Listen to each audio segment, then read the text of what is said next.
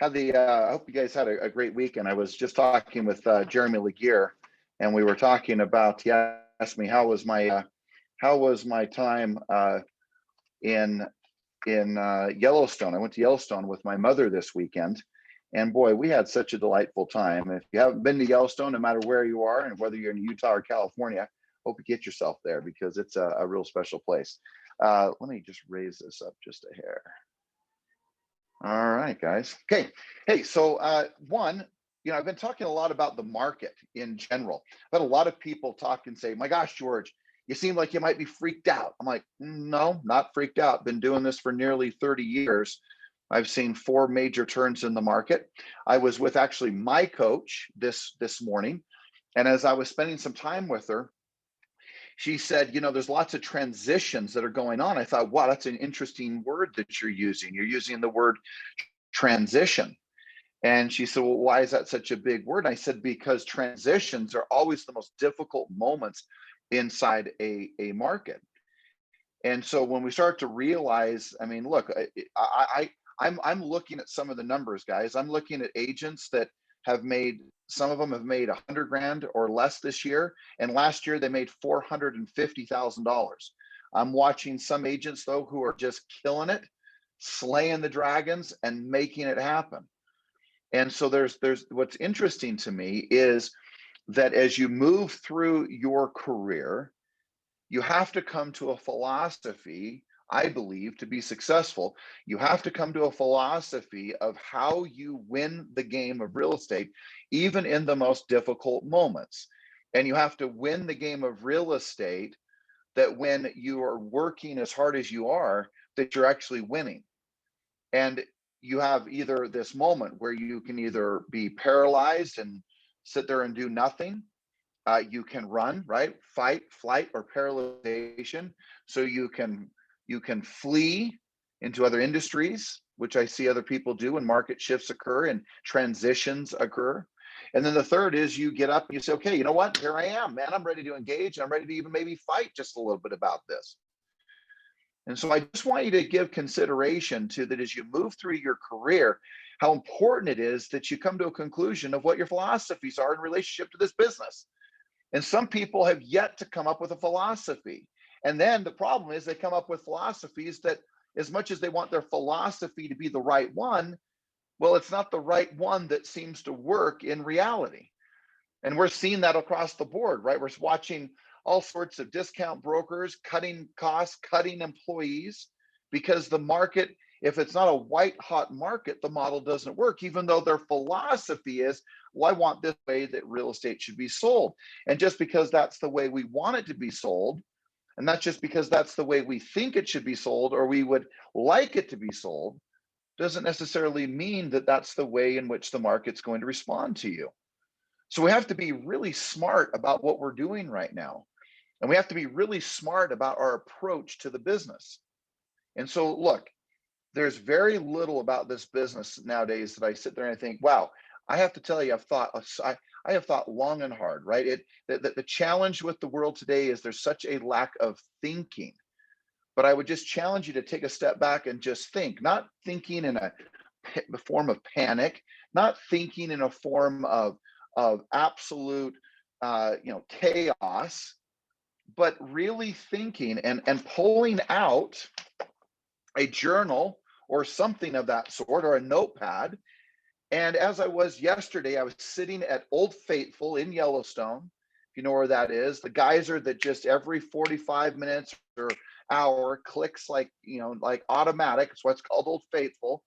And I'm sitting there by myself. I'd gone on a walk and I was sitting on this wooden bench overlooking, if you've been there, all these little geysers and steam pots, and all this steam is rising from the ground. And I had this very journal, this one that I have, when I'm sitting here going to work with you today with. And I was sitting there and I was asking myself questions. And I would ask a question, I would pause, I would think about it, I would write down the answer. Then I'd look out to this beautiful scenery, this epic moment, this connection to nature, my creator, to myself.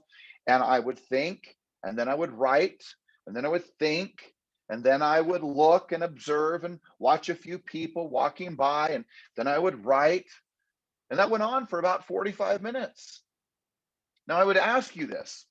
When was the last you sat down with a journal in hand, not your phone, not returning texts, but just sat in the peace and the quiet of the moment and the stillness of the moment, and you asked yourself some great questions, right? You asked yourself some profound questions. Because I have a deep belief, gang, that the majority of the questions that you might ask yourself, you already have the answers inside of you. See, I think that some of you already know what it takes to succeed in real estate. Now, your mind, your prefrontal, your limbic system may be sitting there screaming at you, danger, danger, prospecting, prospecting, danger.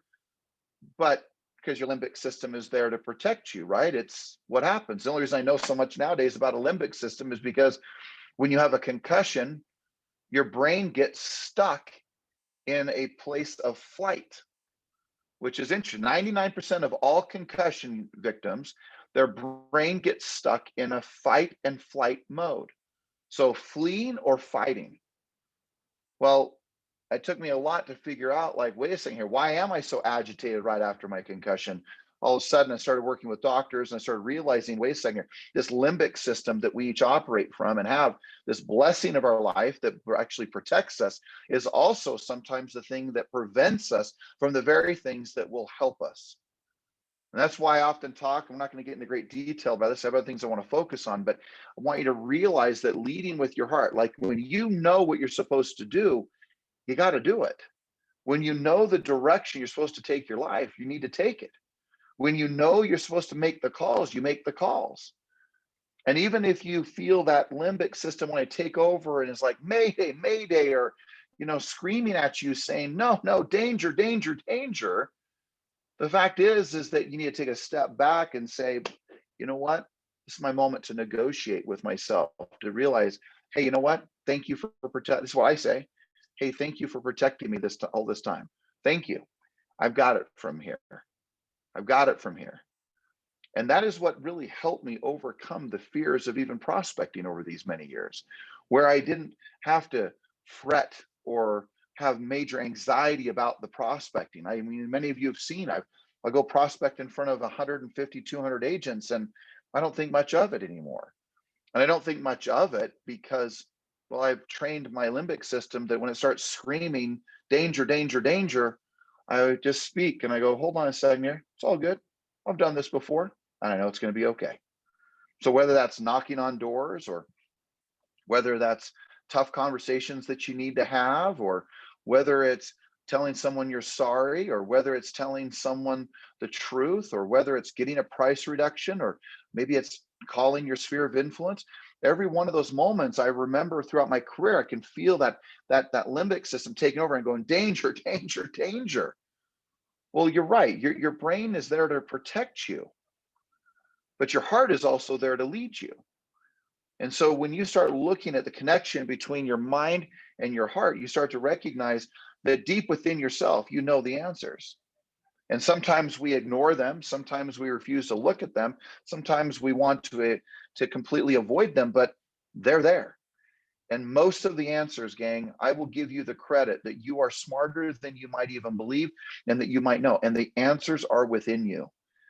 And as much as I love to coach people, speak with people, speak from a stage with people, the reality is that I deeply know that my most important thing that I want you to gain is your freedom to think, to feel, to act, to do the things that you know you're supposed to do so that you can live the life that you're destined to live. That's my desire. I would hope that you figure that out in your lifetime, and that you figure out that throughout your life that the philosophies in which you live by and that you create are the ones that are going to lead you throughout your life, but more importantly, at this moment, right, throughout this transitional time of the business. So let's just clear the air on just one thing. Some people have said, oh my gosh, George, you seem like it's doom and gloom. The answer is I'm not doom and gloom, but I am a realist, and I'm going to be very pragmatic into the activities that need to be had in regards for you to your success in regards to the game of real estate today. I'm not going to lie to you. I'm not going to give you a big hug and tell you it's all going to be okay if you keep doing certain things that will not bring you the results and the protection for you, your family, for your future. Step away from the dream for a minute. I'm talking about, for some people, it's survival. For some people, it's making sure that they have food on the table. And when we look at the realities of gas now being over $8 in certain parts of the country, and we look at the fact that the cost of food nearly tripling, if not quadrupling, and we look at every single thing that we purchase and buy has gone up in expense, and yet sometimes some of our incomes either haven't gone up or they've remained the same. Well, that starts to create a problem, especially for the middle class of America, which makes up, ladies and gentlemen, like 95% of America is middle class. You might be in the top 4 or 5% of income earners, which means if you are above the middle class, that means you're earning over $226,000. And if you're the uber rich, the one percenters, you're earning over $650,000 a year. In fairness, probably doesn't impact as much of those individuals, right? That are over 200 plus to 226,000 or over 650. But when you look at the combined income of the middle class, it's $90,000 for a household. I'm telling you, there are some major things that are happening that you should be paying attention to. So it's not the fact that the things are happening, it's how do you respond to these things when they're happening? Do you keep waiting for business to happen? Do you keep just spending money to go get business from aggregators and from the internet leads? And I'm not suggesting you shouldn't call an internet lead. What I'm suggesting is get mindful of how you're spending your money. And if you're waiting for business to happen, we've got some major problems on our hand. If I'm talking to you, we got a major problem personally. We got to change that philosophy. We've got to shift the way we act every day so that we can create the life we're supposed to have, even when markets are transitioning. And if you don't transition properly and you don't change and pivot properly, then all of a sudden you're going to have the fears and the scariness of like when COVID hit, or if you were in the business when 9/11 hit, or if you were when we were just coming out of the 80s into the 90s. I mean, no matter where you're coming from, the approach that you may be taking may not be the right one. So this is just a simple checks and balances. So here we go. Let's just talk about a few of these. Here's the first one. Number one, what is needed? Let me label this. What is needed? What is needed for today? In today's marketplace, what's needed? And I want to just give you a handful. I'm going to go as long as we can, but I have a handful of things I want to share with you that I think will be important for you to pivot, to have the versatility that's necessary to win at the game of real estate today. Acknowledging that there is a transition, there is a transition going on, acknowledging that, now saying, okay, now how do I choose to respond to that? Do you get to respond in chaos, or do you respond with absolute clarity? And let's just go to number one, which number one is certainty. Let me tell you something right now. Knowing your philosophy, mastering your story, telling yourself what you truly believe about this market, and living in a space of absolute certainty right now is a critical component for you as an individual, for your family, for those you love, right? Your partners, no matter who you want, those you associate, those who you deeply, they need your certainty. And third, your clients need your certainty, or potential clients. So if you need certainty, your loved ones need certainty, and the people that you're working with need certainty. How are you showing up? Are you like, well, yeah, the market, it's tough. It's really a transitional market. I'm not quite sure where this thing's going. I'm really not quite sure how to handle it all. And well, I don't know if it's all going to work out. And we're just hoping your home sells, or, maybe we could find you a home, but boy, it's sure tough out there right now. And, with rates going up and all of a sudden we start creating all this uncertainty, not only by our language and the words that we speak, but also the body language and our emotion and our heart and our energy that we're giving off. And you may say, well, wait, George, what if there is moments of uncertainty? I can live with that. But your job is to remain the most certain person in the room. Now you may say, well, how do I do that? Well, I've always said this, and this is just a review, but right now it matters. It matters because the level of certainty that we play real estate in will always be in direct correspondence to the income we earn. So the person always chooses the person who's most certain, the person who is most deeply in the belief of what they believe. Like, what do you believe? And do you believe that you have the answers to solving the problems of helping someone either buy or sell a piece of real estate? And if you have the answers, well, then you then begin to act with certainty. And I've always appreciated this statement that I've made for years, which is when Michael Jordan took all the game-winning shots that he took in his career. And by the way, there was only 29 of them. Most people think it's like hundreds. No, in his NBA career, he took 29 personally game-winning shots. Do you know how many he made? 9. Out of 29 times, he made 9 of them. Game-winning shots. The most decorated, hallowed, most people believe the greatest basketball player of all time took 29 game-winning shots and made it 9 times.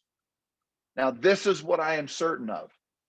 I believe that every single time he took a shot for that game-winning shot, frankly, probably any shot that he ever took, but let's just take the 29 game-winning shots that he took. I believe that he believed, this is an important part here, I believe that he believed that he was going to make every single one of them. But he didn't. He did not. So the fallacy, the hallucination you may have, or the craziness of thinking that the only way I can be certain about something is if I'm 100% right every single time. Well, that's ridiculous. See, we have to focus our certainty in different areas. You may be certain that a home is going to sell at a certain price. And if you've gotten yourself into this trap, saying things like, well, I know it will sell for this amount. One, that's foolish every level, no matter what the market's doing. But number two is it sets you up for looking really, really bad if you don't have certainty in another area. See, I don't have certainty on a particular price when I sell real estate. I have certainty on my pricing strategy. And when I know that my strategy is correct the way I price a home, and as long as one follows the strategy of pricing, then I know with absolute certainty I can get the home sold. But if I am of the certainty that a home will sell at a certain price in a certain time frame, well, then I am setting myself up for ultimate failure. So get really wise and get really careful, right? Be smart about what you're certain about. So if you're certain in your strategy of pricing, what else can you be certain of? Well, you can be certain that you make a certain number of phone calls today. You can be certain that you talk to a certain number of people today. You can be certain that you knock on a few more doors today or a certain number of doors today. And when all of a sudden you start registering within yourself, in your mind, you start to realize, wait a second here, I can kind of walk through my career with a lot of certainty. Certainty how many phone calls I'll make, certainty of how many people I'll talk to, certainty of how many appointments I'll set, certainty of my price reduction strategy, certain of what time I'll wake up, certainty of how long I'll work, certainty of how many presentations I will give, certainty of my practicing, certainty of my mindset, certainty of my skill sets. I'll develop more of them. You start to realize, wait a second here, I can walk through my career with absolute certainty. You can, but if you start to focus on all the things you don't know, well, you're going to be uncertain. If you start focusing on what the interest rates are doing, I don't even know what they're doing, then you're going to lose your certainty. You're going to lose your edge that you need, your family needs, or your loved ones need, and what this market needs from you. It needs certainty that it's going to be okay because you have the answers. Or how about this? The certainty of that you have the answers, and if you don't, you know you'll find them. Well, that is a place where you can remain certain. I just want you to think about this for a moment, because they'll always choose, remind yourself of this, they'll always choose the person who is most certain. So how certain are you? How certain are you about your abilities? How certain are you to sell a house or to help someone buy one? How certain are you? Is a really important question in relationship to where you're heading and where you're taking your life. Look, there's enough skill sets you can develop in this business, but one of the most important ones that you can develop and strengthen and create is the power and the principle of certainty. All right. Second point, in regards to what is needed in today's marketplace. Number two is accountability. I was sitting there, as I said yesterday, overlooking the geyser basin, whatever you want to call it, looking at Old Faithful from behind. It had just gone off. I'm sitting on this wood bench, and I realize, you know what an agent needs? An agent needs more accountability as much as they also need certainty. So ask yourself, how certain are you? How absolutely certain are you in relationship to where you're going? How certain are you in relationship to your accountability when you're not doing what you say you're going to do? And what is accountability? Accountability is simple in its at least messaging of what it is. It's simple. It's doing what you're supposed to do and doing it. And when you are not doing it, you have enough within you to say, I'm not doing what I'm supposed to be doing. So I am going to put things around me that hold me to a higher level of accountability. Now, look, in the message of this, I don't have a particular path that you have to be accountable on in regards to, or the way in which you're accountable. I have certain things you need to be accountable for, right? Which of course is prospecting is number one of them, if not on the top of the list. Practice, rehearsing, internalizing scripts and dialogues would be at the top of the list. So there's a number of things at the top of the list. But when you know what you're supposed to do and you still may not be doing it, is it that you just beat yourself up? Is it you tell yourself, you're just like, I can't figure out why I can't figure this out? Is it that you have this little syndrome that you look over the fence, like, hypothetically, you look over the fence to see what everybody else is doing, but in reality, what's most important is to look yourself in the mirror and ask yourself, what are you doing? And what you begin to find out really quickly when you start to have these moments of self-reflection, these moments of looking a little deeper into who you are, you start to realize there's things that you do incredibly well. And there's things that you don't do so well, if you're really being honest. And you take a step back and you recognize, if I'm looking myself in the mirror instead of over the fence and what everyone else is doing, you start to realize that, wait a second here, I need to be doing certain things and I'm not being accountable, not only to myself, to my loved ones and family, I'm not being accountable to my clients. So how do you fix that? When you know what you're supposed to do, how do you fix it? When you know that you're supposed to prospect, for example, how do you fix it? And when you know you're supposed to prospect, you want to prospect, you need to prospect, you're supposed to call your sphere or past clients, that you're supposed to talk to a certain amount of people every day, like it, you believe it, but you're not doing it. It's called business maturity. That's what it's called. It's recognizing what you are accountable to and you execute to perfection. There's parts of your life that you do. And then there's other parts of your life where you take a step back and realize, wait a second, I know what I'm supposed to do.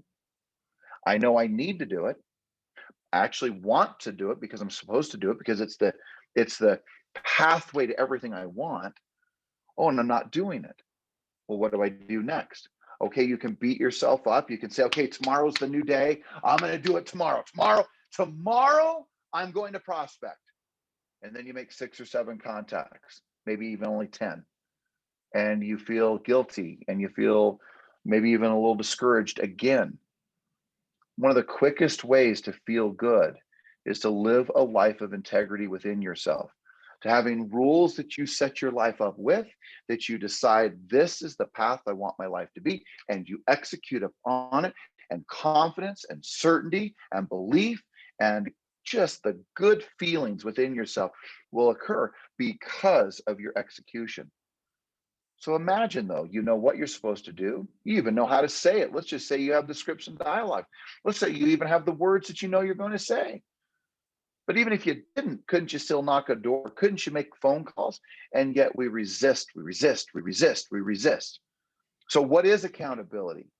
Look, gang, accountability is just an insurance policy that protects your dreams, your goals, and your life. That's the essence of what absolutely, in my mind, accountability is about. Can you take a step back and say, you know what I'm supposed to do? I want to do it, and I got to remain accountable. It's the management of pain. What's more painful, prospecting or not prospecting? Everyone's going to say not prospecting unless they have a really great vision. They go, okay, wait a second, if I don't prospect and it leads to this, then it leads to that, then it'll lead to this, then it'll lead to that. And then all of a sudden we go down this pathway and we go, oh, okay, I better prospect. And we get a little bit of emotion because it gets scary.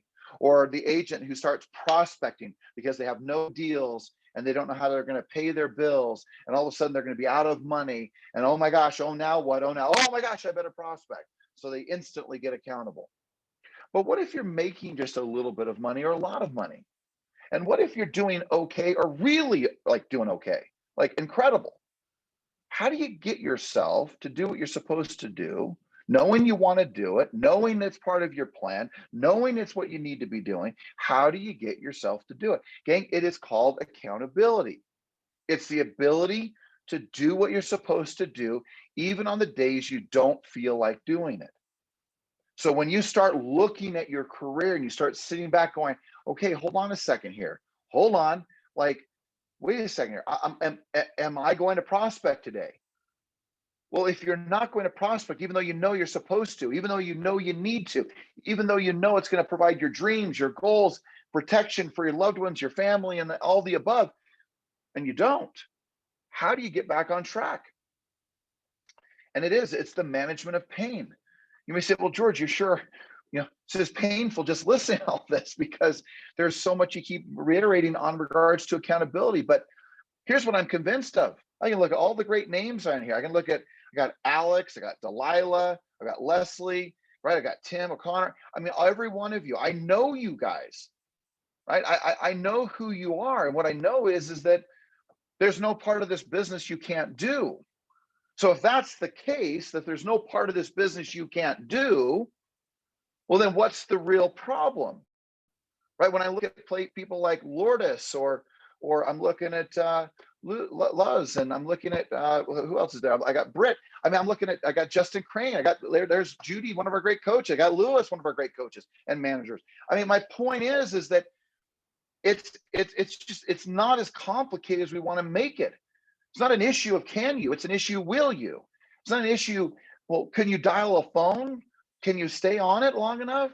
Can you stay within the fire of prospecting long enough that you sit back and go, okay, I got it. And some of you can, some of you can't. And you can't because you've chosen an easier path.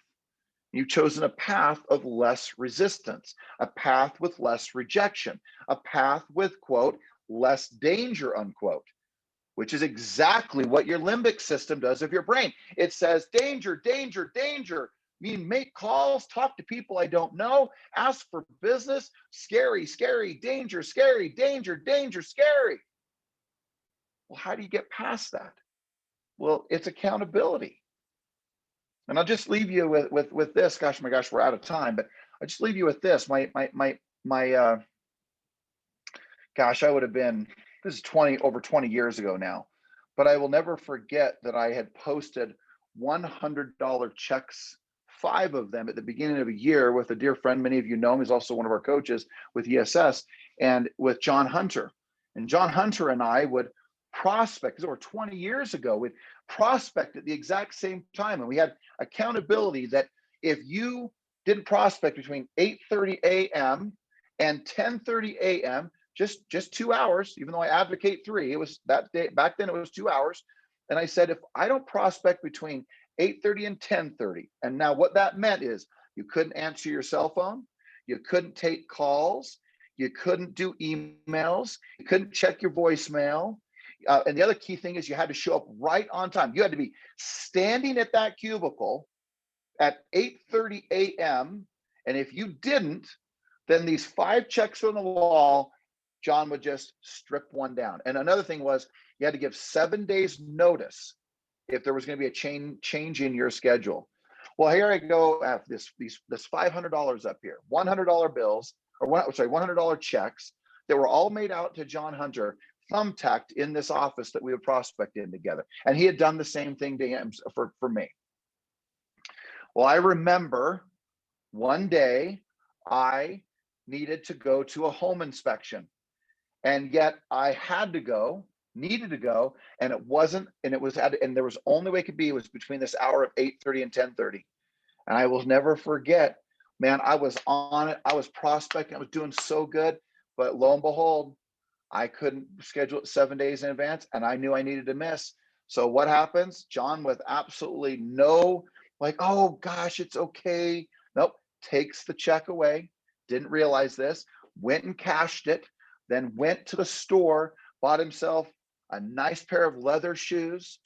And in the insole, like between the heel and the area that doesn't really get walked on, kind of like the rise of your arch area, he wrote these words: compliments of George Morris, on both shoes. And so as he'd cross his legs and he'd lift them up and cross them up, you'd see the fact that these shoes were bought by me. And he had a heyday with that. And he would say, well, man, that's kind of brutal. I mean, you lost the money, you had an inspection. But here's the cool part. I lost 2 checks that year, two checks, but I made over $300,000. It was the first year that I'd ever made over 300 grand. It's over 20 years ago. And I remember when I did it, I thought to myself, was that $200 worth it? Of course it was, because this is the deal. What's more painful, losing the $100 or prospecting? Well, at the time, losing the $100 was more painful than to go and prospect. So I tell you that from the standpoint that as you move through your career, you move through this idea of accountability, go get an accountability partner or 2 or 3, and be accountable to the things that you know you're supposed to do that you may not be doing, and be accountable to the things that you know you want to do but aren't doing them, and get accountable. And what you will find is that you will create the muscle, the memory, the heart, the soul, the grit to work through and to manage through any difficult moment of transition like we are in today's marketplace. The transition isn't the problem. It's, are you willing to pivot fast enough to shaping your career so that you don't miss and lose a bit of momentum? I believe you're capable of that. I've named a bunch of you on this call that I know you are capable of doing it. And if you're capable of doing it, then the question I would ask is this: why aren't you doing it? Why aren't you? Because again, your mind is shaped to protect you. Your whole world is about trying to protect you. And prospecting specifically is scary business for some of you. Not all of you, for some of you. But in the end, I can tell you that if you can get accountable, if you can find that place, that certainty within you, every single thing you're trying to achieve, wanting to accomplish, the transitions of the market, the direction that you're taking your life, getting clear on your philosophy, getting clear in regards to the certainty that's necessary for yourself, for your family and loved ones, and for your clients. And if you will be accountable, you won't miss a beat. You'll be looking around at everybody else going, I don't know what's wrong with everybody else. Seems like a pretty easy market to me, because that is what happens when you are certain and you are accountable. Now, look, I could go on for another 2 hours. Don't miss the summit this next week, right? It's the one in Utah. and I know that we'll probably be filming it and you'll be able to draw on it from California. But look, we're going to talk more about how do we manage through markets like this. Be smart. Don't buy stupid stuff, right? Get rid of your debts. Do not create massive liability in your life, and make sure that you are doing wise things. When markets shift, cash is king. Cash, not even the assets, because assets will all go down during recessionary periods. And if you have cash from the business that you earn, from the liquidation of the things that you do, you are going to be set for whatever may come your way, that no matter what comes your way, you will have the management and the ability to move through it. That is the critical component. And as I said, guys, I've been through like 4 major market shifts in the last 20 years. It's not an issue of being scared of them. It's an issue of how do you respond to them, to making your life easier as you move through them. Remember, be certain, gain the confidence that's necessary, craft the right philosophy, and number 2, be accountable to one another, to others, and to live the life that you're destined to live. Guys, it's always a pleasure to be with you. Let's have an extraordinary week. Let's go kick butt, take names, do some extraordinary things, live the life you're destined to live, and let's make it happen, guys. Thanks for your time.